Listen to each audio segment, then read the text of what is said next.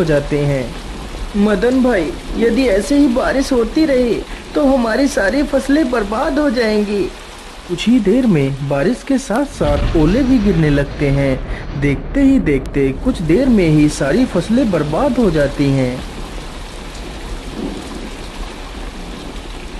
हाय हाय, ये क्या हो गया? हे ऊपर वाले, ये तूने क्या कर दिया? अब तो सारी फसलें बर्बाद हो चुकी हैं। अब मैं क्या खाऊंगा और अपने बूढ़े माता पिता को क्या खिलाऊंगा?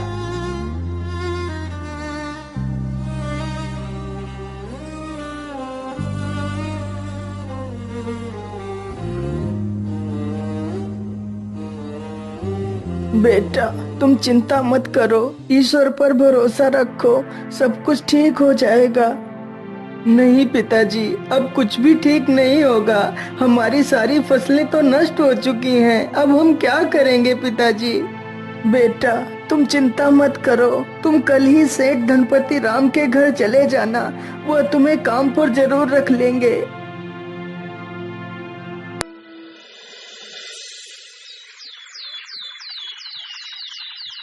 अगले ही दिन मोहन सेठ धनपति राम के पास जाता है।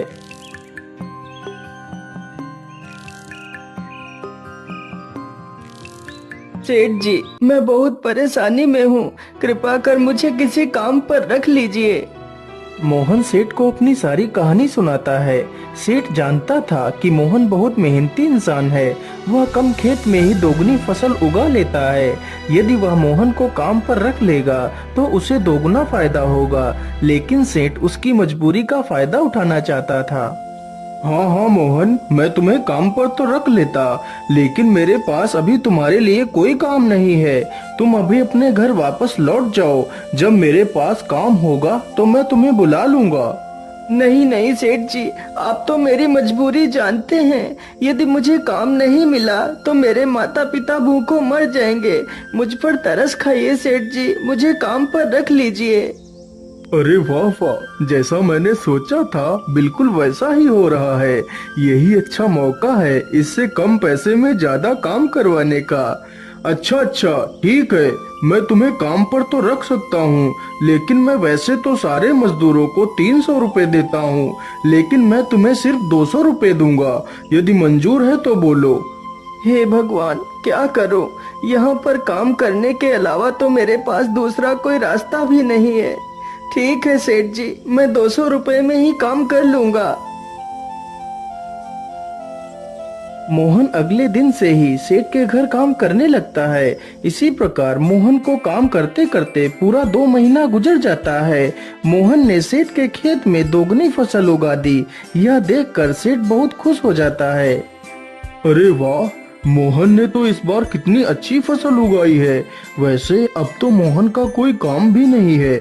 मैं ऐसा करता हूँ, इसे आज की मजदूरी देकर काम से निकाल देता हूँ और इसकी 2 महीने की मजदूरी भी नहीं दूंगा। अरे मोहन, ये लो तुम्हारी आज की मजदूरी।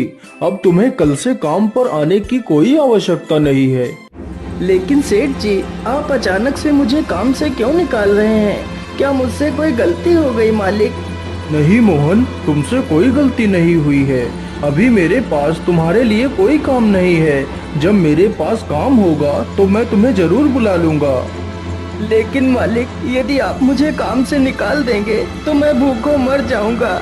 मैं अपने पिता के लिए दवाइयाँ कहाँ से लाऊंगा? मुझ पर दया कीजिए सेठ जी। सेठ मोहन की एक बात भी नहीं सुनता और उसे काम से निकाल देता है।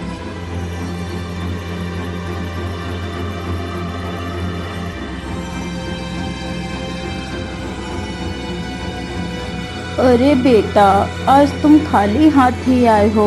आज तुम घर का राशन तो लाए